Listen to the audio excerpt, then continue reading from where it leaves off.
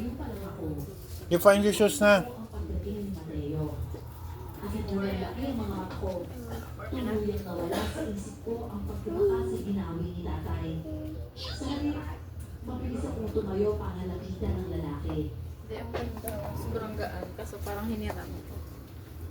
Oh, ikaw ulit? Buti mo Hindi, tama lang.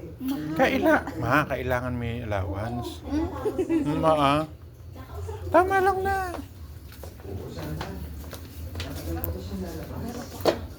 Naku, oo nga pala. Kasama na si Ninong Sensi ko sa'yo. Nagkalat mo sa gabi, ha? Hindi ko na sila. Kasi ako sumama sa pagtatawas. Bakit mo sinama si Ninong Sensi, di ba?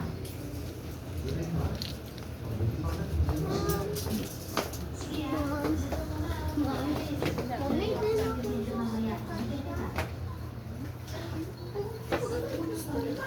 Ay, ito po. Bumuhit ang community sa lahat. Ang ko pinikilang sa puso ko. Kasi ako pumasok sa loob ng bahay. Sa lugar na saan nagsasagawa ng pagtatawa si tatay. Yun lang.